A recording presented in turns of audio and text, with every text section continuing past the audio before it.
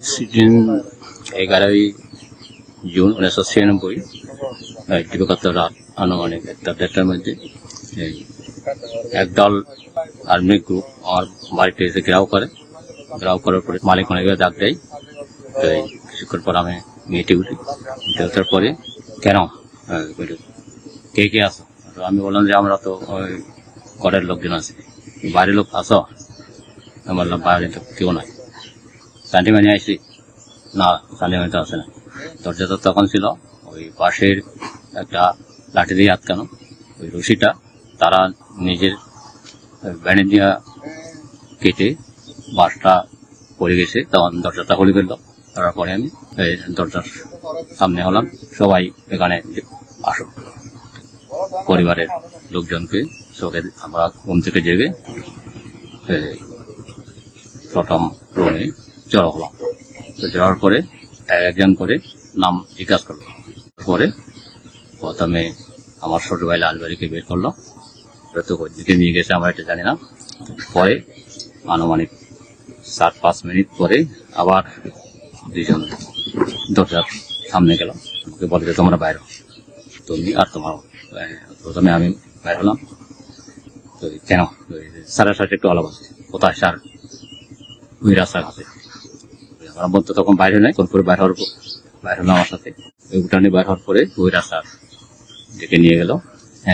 তারপরে দেখি যে আমার ছোট ভাই লালবাড়িকে ওখানে শোক ভাড়া অবস্থা বসে রাখছে। তো আমাকে বললো যে এখানে বসার পরে আমাকে শোক করে দিল। ইচ্ছা চালা বলে পরে হাঁটলো। তখন এই পশ্চিমের যে জমিটা ছিল ওখানে কাটা ছিল, পানি ছিল। আবাসের পরে আমরা তো জানি এই আমাদের ভৌগোলিক এই রাস্তাটা ওখানে পশ্চিম দিকে নিয়ে যাচ্ছে, এ ধরনের একটা ধারণা। পশ্চিমে ঠিক একটা বিল ছিল, পানির বিল। বিলের ডাড়ি গিয়ে বসা পড়লো। বসার পরে আমরা বসলাম। তখন আমার কাছে কিন্তু সময় ওই আমার কল্পনা ছিল, কিন্তু ওই ভাই কোন দিকে নিয়ে যাচ্ছে সম্ভবত আগে একটু সেই মানে আওয়াজ শোনা যায়, পানির শব্দ, কাটার শব্দ।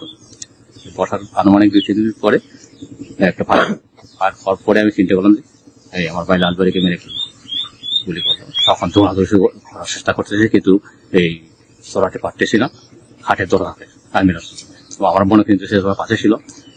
এই দৌড়াদৌড়ি করতে এই সব করে যখন সরে নিলাম, হাতটা দিলাম বিয়ের পানিতে চাপ দেওয়ার সাথে সাথে কিন্তু আমার সে সময় একটা গুলি। তখন এই সামান্য দক্ষিণে একটা টিলা ছিল, ওই টিলা এই উঠে মানে শুধুমাত্র একটাই শব্দ, আমার বোনের শব্দ শুনলাম যে দাদা দাদা এভাবে ডাক দিল। কিন্তু এরপরে আর এই সাহস পেলাম না। তখন মানুষজন ডাকার জন্য হাসতে করে গিয়া গ্রামে ঢুকলো, গ্রামে খবর দিলাম। খবরের পরে গ্রামের লোকজন সবাই আসলো দাগাদাগি করে। তো খোঁজাখুঁজি করতে করতে বিলে গেল, বন্দুকের গুলি বহন করে এমন একটা ব্যাগ পাওয়া গেল। ওই শোককে বানিয়ে দিল গামছাগুলো ওখান থেকে উদ্ধার করলো। আমার বাইরের যে লুঙ্গি, উনি তো ওই লুঙ্গি উলঙ্গ অবস্থায় যখন দিয়েছিল, সেই লুঙ্গিগুলো পাওয়া গেল। ওই সকালে আমার ভাই আসলো, ওনাকে যখন লোকজন দেখলো তুমি কোথেকে কোন দিকে জিজ্ঞাসা করো কোথায় রাতে এসা করতে থাকলে কোথায় কি, উনি বললো যে আমি প্রিয়রঞ্জন বাবু এই বাড়িতে কোনোরকম রাত যাপন করেছি। তো ওখান থেকেও আমি আসার সাহস পাচ্ছি না। তাদেরকে এই ঘটনা বললাম, তারা কিন্তু এই আর্মির এই ভয়ে কেউ রাত্রিতে কারোর দিকে কারোর কাছে যাওয়ার সাহস মোটামুটি পায় না।